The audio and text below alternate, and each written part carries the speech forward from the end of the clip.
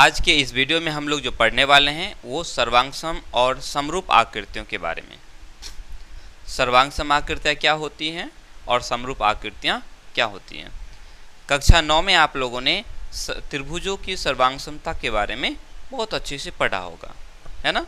तो पहले ये जान लेते हैं, फिर उसके बाद हम लोग त्रिभुजों की थोड़ा सर्वांगसमता को एक बार पुनरावृत्ति कर लेंगे, रिवाइज कर लेंगे, जो हम लोगों ने क्लास 9 में पढ़ा था।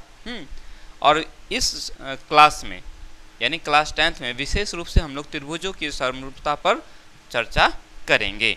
ओके, देखो सर्वांगसम आकृति, सर्वांगसम जैसा कि यह नाम ही है, इस शब्द को अगर हम लोग खंड करने जाएं, टुकड़े करें, तो क्या क्या मिलेगा? सर्व अंग सम। क्या है? सर्व अंग सम।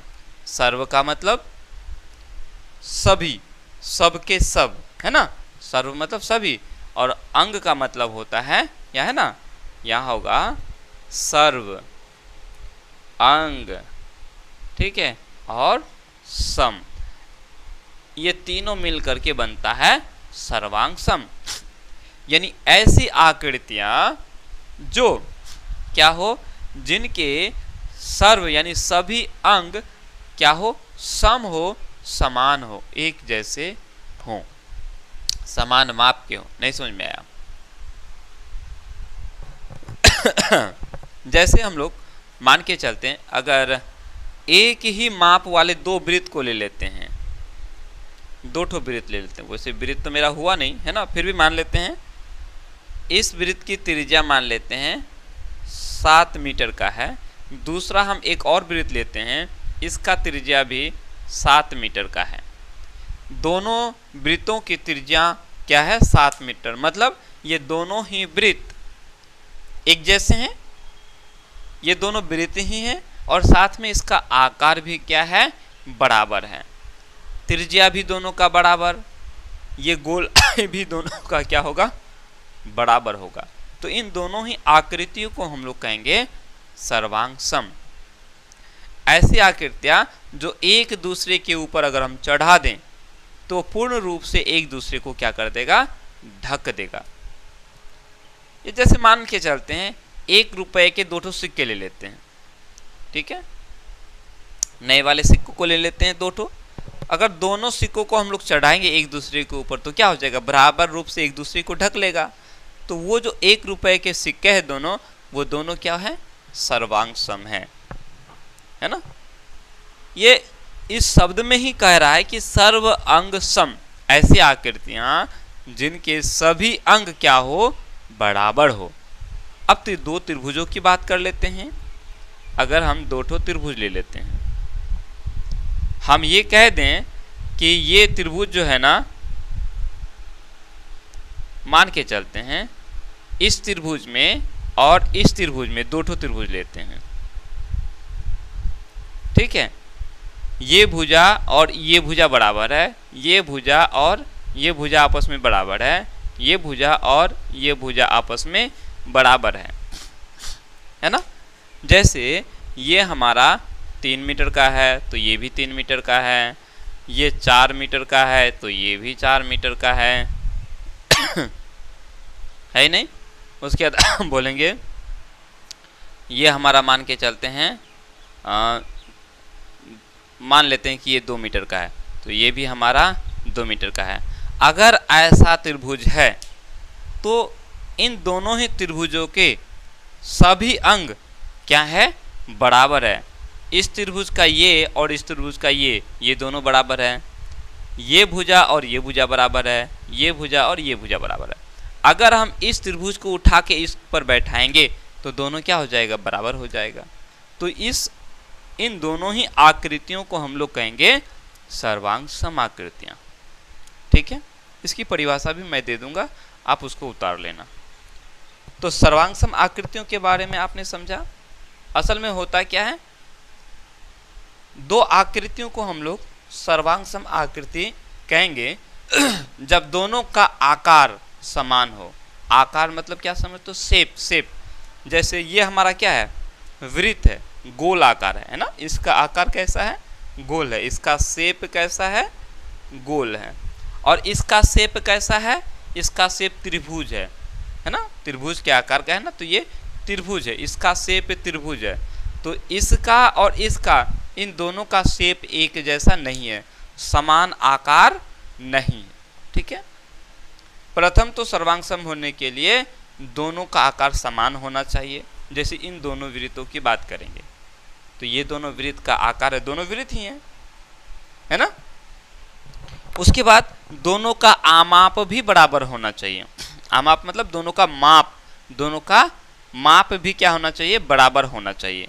तो ये इस वृत्त की बात करेंगे और इस वृत्त की अगर बात करेंगे तो ये दोनों ही समान माप वाले वृत्त हैं, तो ये दोनों हमारा सर्वांग सम हो गए।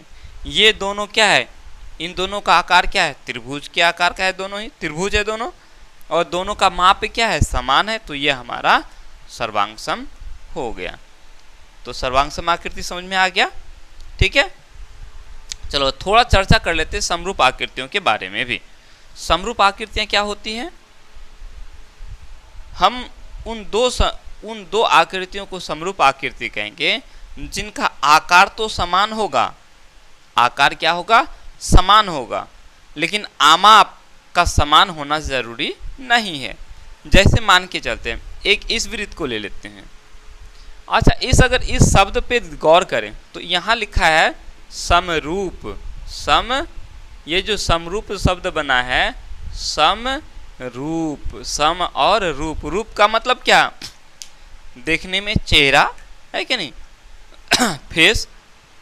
तो हम समरूप, एक जैसे रूप वाले को क्या कहेंगे, समरूप कहेंगे। सीधा सिंपल सा अगर समझना हो, जिन आकृतियों के सभी अंग समान है उनको सर्वांग सम, जो एक जैसे दिखने में लगते हैं वो क्या है, समरूप हैं।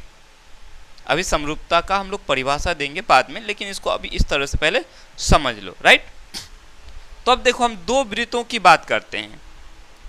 जैसे ये वृत्त है, ये वृत्त हमारा, इस वृत्त का जो त्रिज्या है वो 7 मीटर का है, तो ये हमारा एक वृत्त बन गया। एक और वृत्त ले लेते हैं, मान के चलते इस वृत्त की जो त्रिज्या है वो 3 मीटर का है। ये भी वृत्त है, ये भी वृत्त है, दोनों ही वृत्त है, तो दोनों का आकार सेम है ना, शेप दोनों का सेम है, लेकिन दोनों का साइज बराबर नहीं है। दोनों का साइज बराबर है क्या, ये बड़ा है, ये छोटा है, तो साइज बड़ा ना हो चलेगा, लेकिन दोनों का आकार समान होना चाहिए। दोनों का समान आकार है, ये भी वृत्त है, ये भी वृत्त है, तो इन दोनों ही आकृतियों को हम लोग क्या कहेंगे, समरूप कहेंगे। ठीक है, अब जैसे दो वर्गों को ले लेते हैं, दो ठो वर्ग को हम ले लेते हैं। ठीक है, इन वर्गों में हम देखेंगे चारों भुजा इसका बराबर और इसके भी चारों भुजा आपस में बराबर है। दोनों क्या है, वर्ग ही है, दोनों का आकार क्या है, सेम है, दोनों का आकार समान है ना, ये भी वर्ग है, ये भी वर्ग है। आकार मीन क्या, दिखने में कैसा है, तो दोनों दिखने में एक जैसा है कि नहीं। अब हम बोलेंगे कि ये हमारा वर्ग है और ये हमारा भी वर्ग है, दोनों वर्ग है ना। जब दोनों वर्ग है तो इसको हम क्या कहेंगे, दोनों को समरूप कहेंगे। यदि आपको बोल दिया जाए, बताओ जी ये हमारा एक आयत है, ठीक, और ये हमारा एक वर्ग है, बोलो ये दोनों समरूप है क्या, तो आप देख कर के ही बता दोगे भाई इसका आकार दूसरा है ना, और इसका आकार दूसरा। एक जैसा है क्या दिखने में, एक जैसा तो नहीं ना, ये वर्ग है और ये आयत है, तो आप आसानी से बता सकते हो कि ये दोनों आकृतियां हमारा समरूप नहीं है। तो उम्मीद करते हैं आपको सर्वांग सम और समरूप आकृतियों के बारे में अच्छे से समझ में आ गया होगा। क्लियर। थोड़ा सा हम लोग चर्चा कर लेते हैं त्रिभुजों की समरूपता के बारे में, उसके बाद हम सर्वांग समता के बारे में। इस चैप्टर में तो हम लोग को विशेष तौर पर त्रिभुज की समरूपता के बारे में ही पढ़ेंगे, लेकिन आज की वीडियो में हम लोग थोड़ा सा चर्चा करेंगे पहले जो हम लोगों ने क्लास 9th में त्रिभुजों की सर्वांग समता के बारे में पढ़ा था, उसको थोड़ा चर्चा करेंगे और समरूप आकृतियों के बारे में थोड़ा सा और डिस्कशन करेंगे। पहले हम त्रिभुजों की सर्वांग समता के बारे में थोड़ा कर लेते चर्चा, राइट।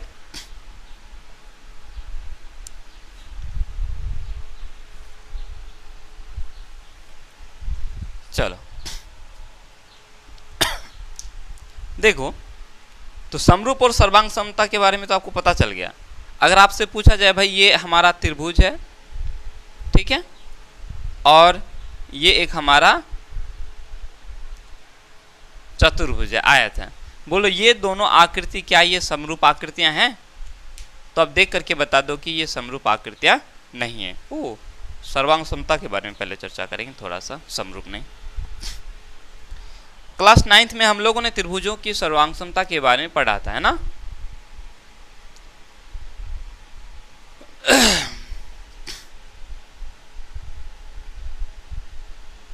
समझने के लिए बता रहा हूं ताकि थोड़ा सा रिवीजन हो जाए, थोड़ा याद आ जाए।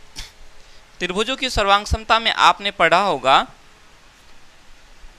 ASA, पढ़ा है, याद है?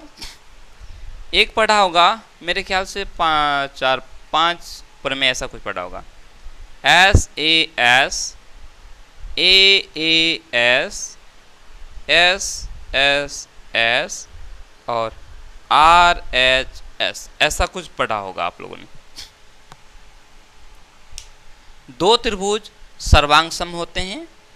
वैसे सर्वांगसम के बारे में बताए क्या, जिन आकृतियों के सभी अंग समान हो, यानी बराबर आकार का हो, समान आकार और समान माप का हो, तो उसको हम लोग कहते हैं सर्वांगसम आकृतियां। उसके बाद में हम लोगों ने ये पढ़ा था कि जब दो त्रिभुजों के, ठीक है, संगत कोण बराबर, संगत भुजा बराबर और संगत कोण अगर बराबर है, ये तीन चीज अगर बराबर हैं तो वो त्रिभुज सर्वांगसम होगा। जैसे हम दो त्रिभुज ले लेते हैं, एक ये वाला त्रिभुज और एक ये वाला त्रिभुज ले लेते हैं, मान के चलते हैं, बना लिया त्रिभुज, ठीक है। इन दोनों त्रिभुज में हम देखेंगे कि मान के चलते भाई ये कोण, इस त्रिभुज का ये कोण और इस त्रिभुज का ये कोण, ये दोनों कोण बराबर है, तो ये हो गया संगत कोण, इसके ये कोण और इसका ये कोण बराबर है। साथ में हमें पता चला कि ये भुजा और ये भुजा भी बराबर हैं, ठीक है, तो इसकी संगत भुजा, इसका ये भुजा और इसका ये भुजा बराबर है। फिर हमें पता चला कि इस त्रिभुज का ये वाला कोण और इस त्रिभुज का ये वाला कोण भी आपस में बराबर है। तो हम लोगों ने देखा था कि ये दोनों त्रिभुज क्या है, आपस में सर्वांगसम हैं। सर्वांगसमता के बारे में हम लोगों ने इसके बारे में डिस्कशन किया था, थोड़ा सा चर्चा कर लेते हैं। दूसरा हम लोगों ने ये भी पढ़ा था कि जब दो त्रिभुजों का, अब दो त्रिभुज हम ले लेते हैं इसी तरह से, अगर दो त्रिभुजों में एस से साइड, ए से एंगल, ठीक है, संगत भुजा, कोण और भुजा यदि बराबर है तो भी वो दोनों त्रिभुज क्या होंगे, सर्वांगसम होते हैं। मान के चलते हैं इस त्रिभुज का ये भुजा और इस त्रिभुज का ये भुजा आपस में क्या है, बराबर है। हम इसको भी दिखा सकते थे ताकि थोड़ा सा आपका कन्फ्यूजन दूर हो, इसलिए मैंने इस भुजा को ले लिया। तो इस त्रिभुज का ये भुजा और इस त्रिभुज का ये भुजा बराबर है, बढ़िया बात।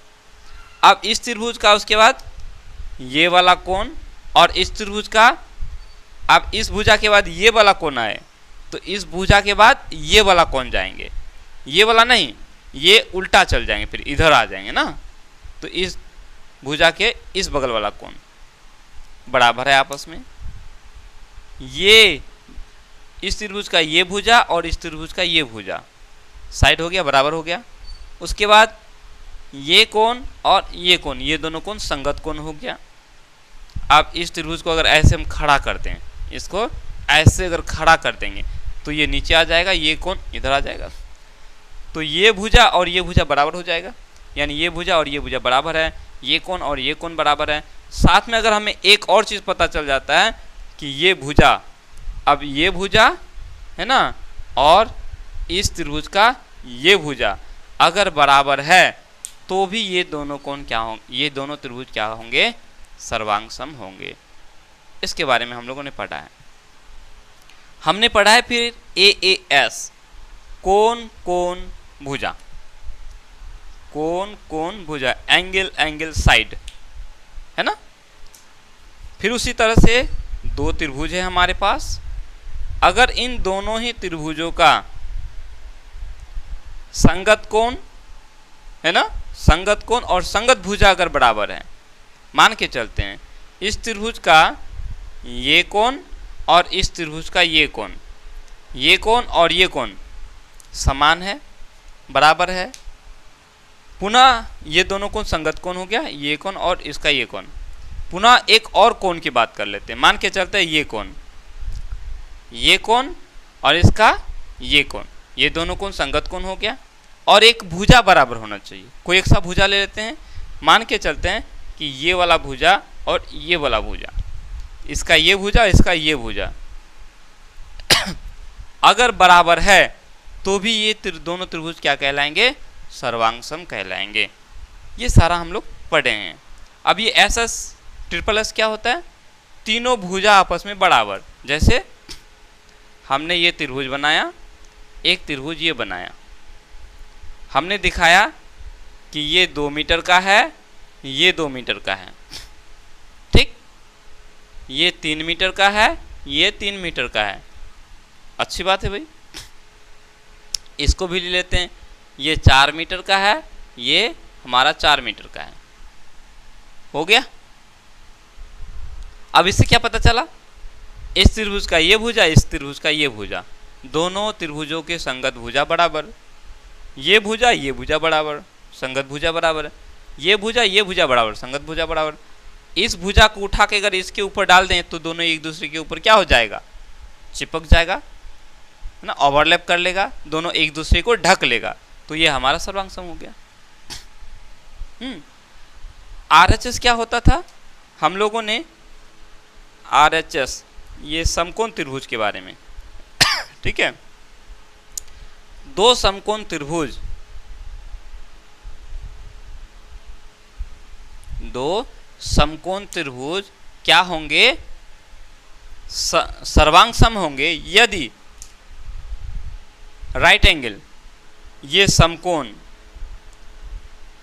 90 डिग्री हैं और इन दोनों का कर्ण ये H, ये दोनों अगर बराबर है, ये दोनों आपस में बराबर हैं, ये कोण दोनों बराबर, दोनों समकोण है, बराबर है, अच्छी बात है।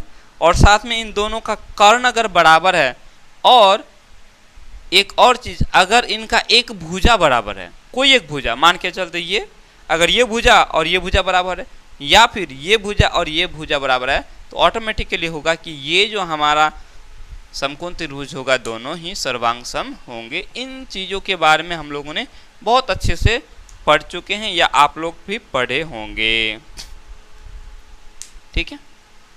यह हम लोगों ने क्लास 9th में पढ़ा था, क्लियर। थोड़ा सा हम लोग को देखना था, हम लोगों ने एक बार इसको चर्चा कर लिया। अब पुनः आते हैं समरूप आकृतियों के बारे में।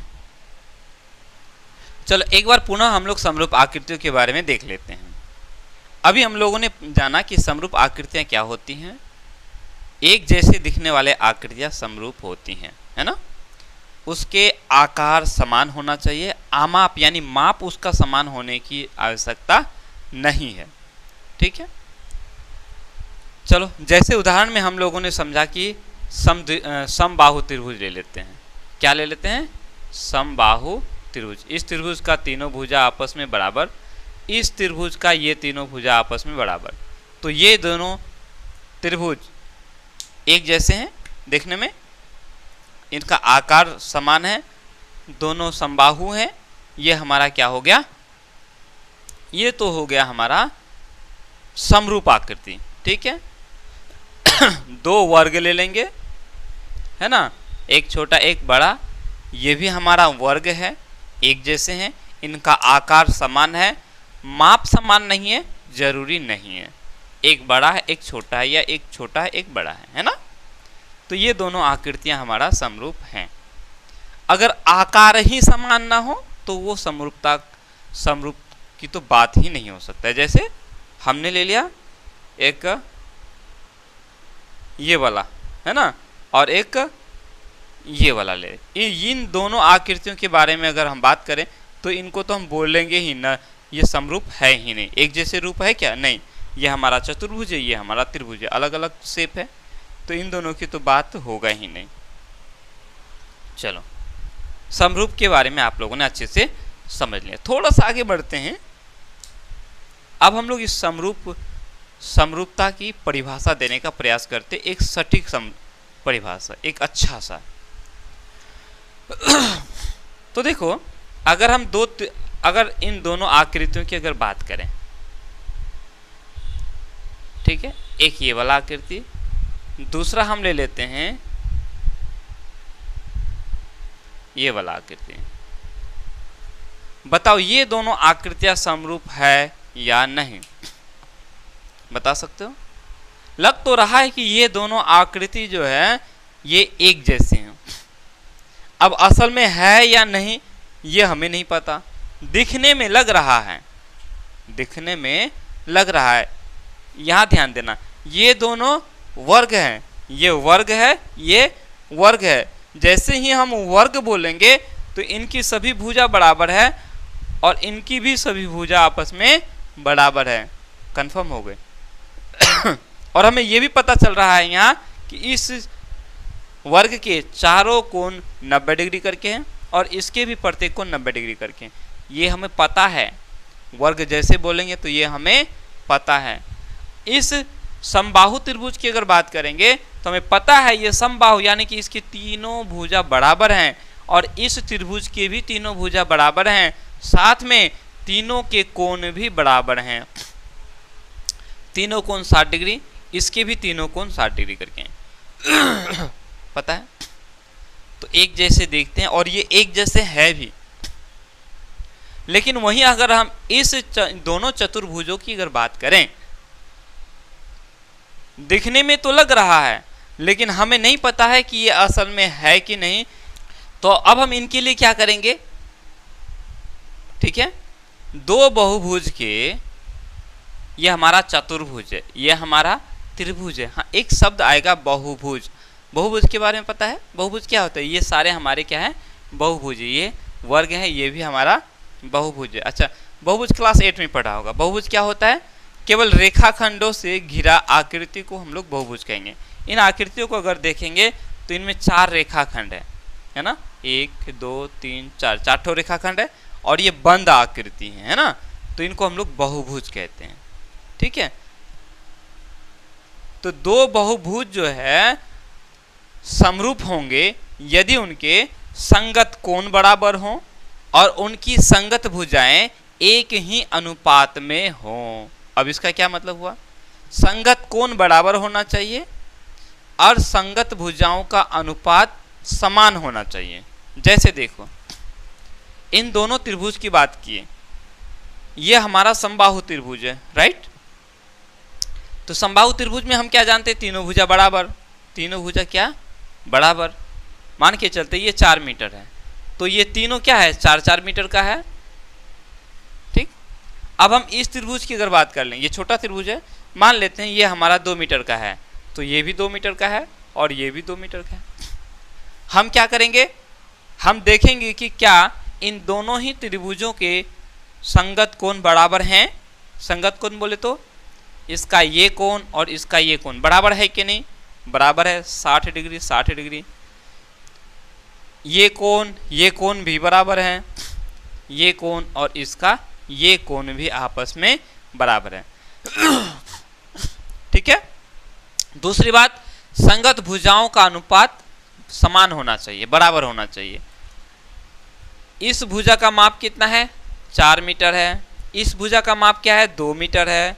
इन दोनों का अनुपात निकालेंगे, भाग करेंगे तो कितना होगा? 2 हो जाएगा। इन दोनों ही भुजाओं का अनुपात हमारा निकला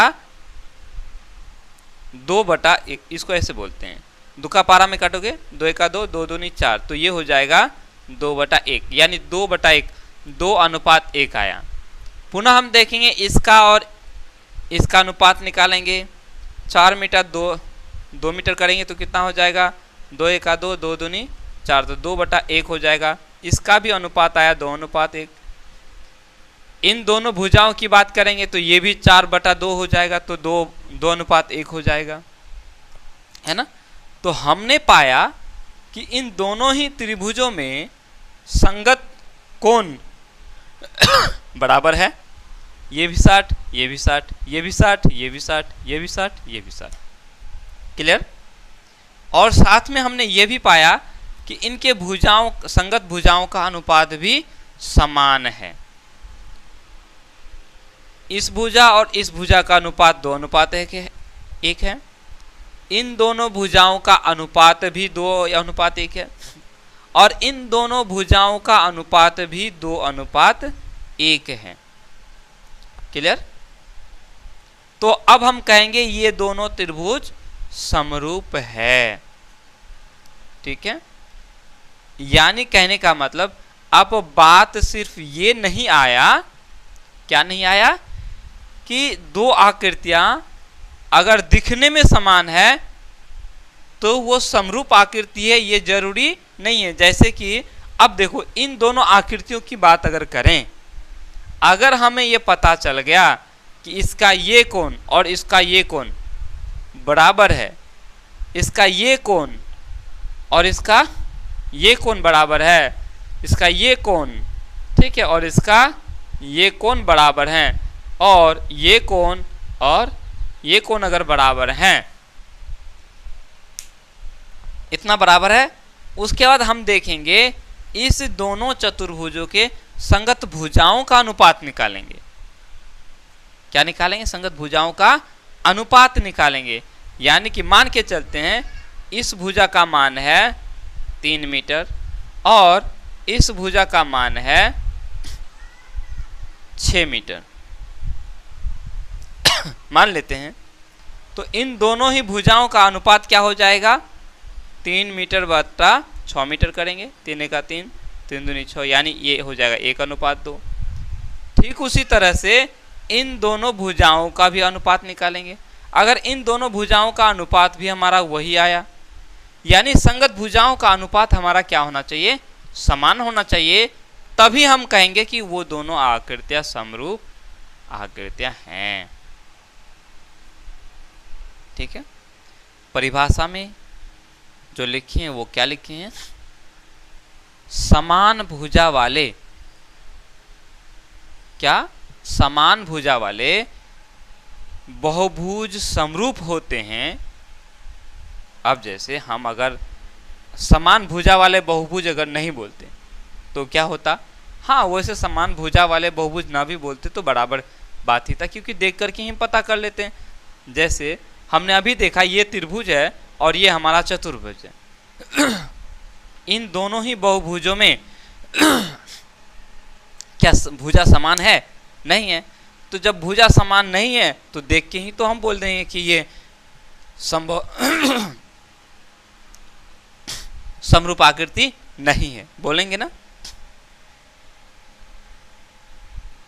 तो परिभाषा में लिए हैं कि समान भुजा वाले बहुभुज, समान भुजा वाले बहुभुज, जैसे त्रिभुज बोल रहे हैं तो त्रिभुज होना चाहिए दोनों ही, तो दोनों का भुजा समान है। अब दोनों बहुभुज हैं तो समान भुजा वाले बहुभुज समरूप होंगे यदि दोनों के संगत कोण बराबर होगा। हाँ, और संगत भुजाएं एक ही अनुपात में होगा। अगर अनुपात एक ही नहीं हुआ तो फिर वो समरूप नहीं होगा। जैसे मैं यहां एक उदाहरण देता हूं, मान लेते हैं 2 त्रिभुज लेते हैं।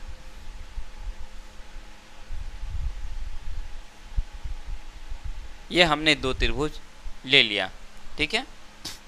इस त्रिभुज का इस कोण का मान है 80 डिग्री, ठीक। दोनों त्रिभुज है ना। इस त्रिभुज के इस कोण का मान भी है 80 डिग्री। बहुत अच्छी बात, दोनों कोण बराबर हो गया, संगत कोण बराबर हो गया। अब हम इस कोण की अगर बात करें, मान के चलते हैं इस कोण का मान मान लेते हैं 40 डिग्री है और इस कोण का मान है 30 डिग्री। तो क्या हो गया, ये कोण 80 डिग्री, ये कोण 80 डिग्री। बहुत अच्छी बात है, दोनों कोण तो बराबर है, लेकिन इन दोनों त्रिभुजों का ये दोनों संगत कोण बराबर नहीं है। अब इस हिसाब से इसका मान क्या हो जाएगा, ये हो जाएगा 70 डिग्री और इसका मान हो जाएगा 60 डिग्री। क्यों? क्योंकि तीनों कोणों का योग 180 डिग्री होता है। और मान लेते हैं ये भुजा हमारा है 5 मीटर, ये भुजा भी हमारा 5 मीटर, ठीक है, और ये भी भुजा हमारा, एक मान लेते हैं, माप करके तो बना नहीं रहे हैं। इस भुजा का मान है 2 मीटर, इस भुजा का मान 2 मीटर है। भले ही इसके दो संगत भुजाओं का मान समान हो, ठीक है, समान है, लेकिन इनके जो संगत कोण है वो बराबर नहीं है, तो हम इसको समरूप आकृति नहीं कहेंगे। आया समझ में?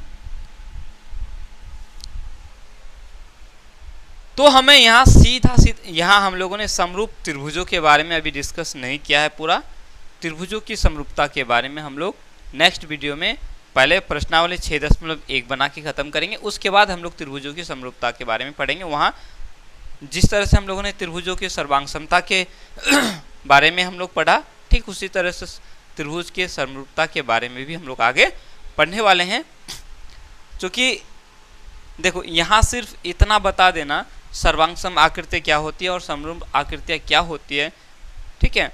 प्रश्नावली 6.1 में प्रश्न संख्या 1 में एक ऐसा प्रश्न है जिसमें दिया हुआ है खाली जगह को भरने के लिए, उसमें क्या दिया हुआ है, समान भुजा वाले बहुभुज समरूप होते हैं यदि, तो वहाँ है समान भुजा वाले बहुभुज, है ना। इसीलिए मैंने यहाँ समरूप के बारे में थोड़ा सा ज़्यादा डिस्कशन किया ताकि आपको अच्छे से समझ में आ जाए, ठीक है। उम्मीद करते हैं कि थोड़ा सा तो समझ में जरूर आए, कोशिश किया हूँ कि अच्छे से समझा दूँ। हाँ।